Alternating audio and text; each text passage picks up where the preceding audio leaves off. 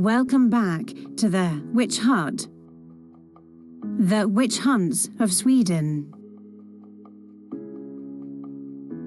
Today's topic is a long one as we delve into the witch hunts that took place in Sweden.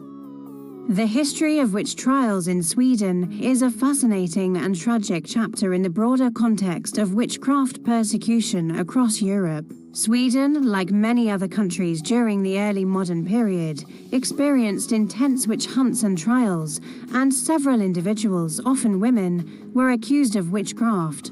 These trials were particularly prevalent in the 16th and 17th centuries, and many were influenced by religious, social, and political factors. Early witch trials and the Torska witch trials. Sweden's witch trials began in the 16th century, influenced by both Protestantism and Catholicism. Early trials were somewhat sporadic, but became more intense in the 17th century. One of the first and most notable witch trials occurred in Torska, a small Swedish village in the 1590s.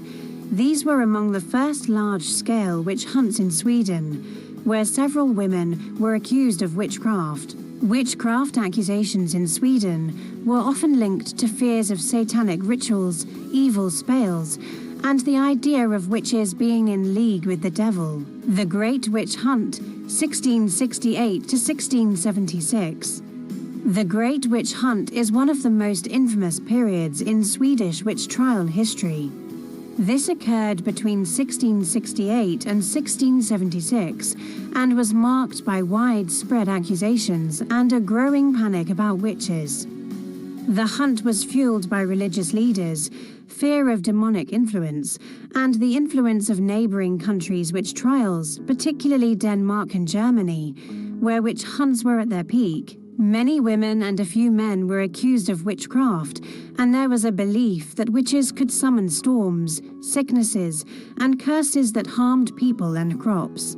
The trial of Anna Gyllenskald, 1669. Anna Gyllenskald, a woman from Stockholm, was accused of witchcraft and practicing necromancy. She was said to have been involved in witchcraft in the form of sorcery and was accused of causing misfortunes. She was ultimately executed after a brutal trial in which torture was commonly used to extract confessions. Anna Gyllenskald's case represents the widespread fear of witchcraft and the role that gender played in which accusations many women were accused simply because of their social status or outsider status. Malin Motsdotter's trial, 1676. Malin Motsdotter, an elderly woman from Stockholm, was one of the most notorious figures in Sweden's witch trials. In 1676, she was accused of witchcraft and was burned at the stake, one of the last witch executions in Sweden. Her case is considered one of the final points of the Great Witch Hunt before witchcraft accusations began to decline in Sweden.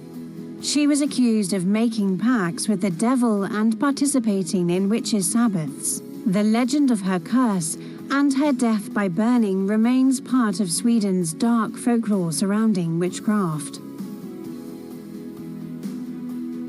The 1675 to 1676 Uppsala witch trials.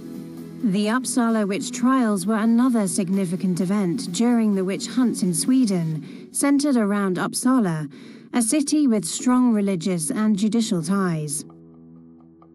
Here, accusations of witchcraft, sorcery, and pacts with the devil led to the execution of several people.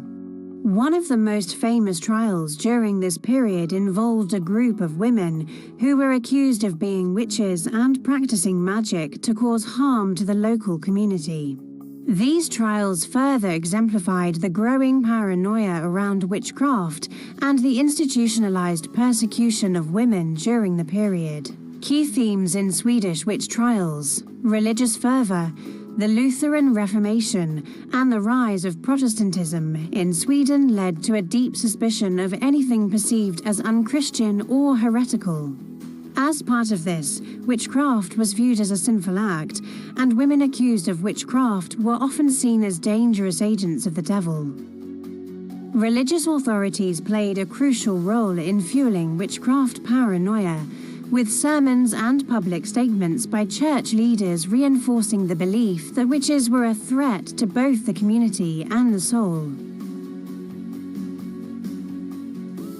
Social and gender dynamics. The majority of those accused of witchcraft in Sweden were women, often elderly, poor, or socially marginalized. These women were seen as vulnerable to the temptations of the devil and were often scapegoated for social ills such as famine, disease, or crop failures. Gender played a central role in accusations, as women who were seen as nonconformist, independent, or who lived on the margins of society were at risk of being accused of witchcraft. The role of torture. In many witch trials, torture was used as a method to extract confessions from accused individuals. Physical abuse, stress, and threats often led to false confessions or the naming of others who were then accused and executed. Torture was used to force people into admitting to participating in witches' sabbaths or pacts with the devil, even if they had not committed such acts. Decline of witch hunts. By the late 17th century, attitudes toward witchcraft in Sweden began to change. Intellectual movements associated with the Age of Enlightenment began to challenge the superstitions that fueled witch hunts. The last witch trial in Sweden occurred in 1704, and the country gradually shifted away from judicial persecutions of witchcraft. This shift was part of a broader trend in Europe, where witch hunts began to decline due to changes in scientific thinking, religious reform, and legal practices. Witch trials in Sweden and modern representation. The history of witch trials in Sweden, particularly the Great Witch Hunt, continues to be a subject of interest in modern culture. Writers, historians, and filmmakers have explored the witch trials through various lenses. Literature. Swedish authors such as August Strindberg have referenced witch trials in their works. Strindberg's The Dance of Death in 1900 and other writings reflect on the themes of persecution, isolation, and the fear of the unknown, often drawing from the witch trials. Historical analysis. Scholars continue to study the social, political, and religious factors that fueled witch hunts in Sweden. These studies shed light on the gender dynamics and religious zealotry that led to the persecution of witches in the country. Films and documentaries. The witch trials have been depicted in Swedish cinema and television, with films like Witches in 2008 examining the legacy of witch hunts in Sweden and their impact on the country's cultural memory. And finally, public memory. Swedish museums and historical sites, such as the Viking Museum in Stockholm, feature exhibits on witchcraft and witch trials, preserving the memory of figures like Malin Motsdotter and others who suffered under the witch hunts. Sweden's witch trials represent one of the most intense periods of persecution during the European witch craze. The cases of figures like Malin Motsdotter, Anna Gyllenskald, and the Torska trials are part of a tragic history of witchcraft accusations, torture, and executions. While the witch hunts have ended, their cultural and historical legacy continues to inform discussions on superstition, gender, and justice. The witch trials serve as a reminder of the dangers of collective fear and the consequences of scapegoating individuals who are different or marginalized. Thanks for watching. If you are enjoying this content, please like, follow, and subscribe.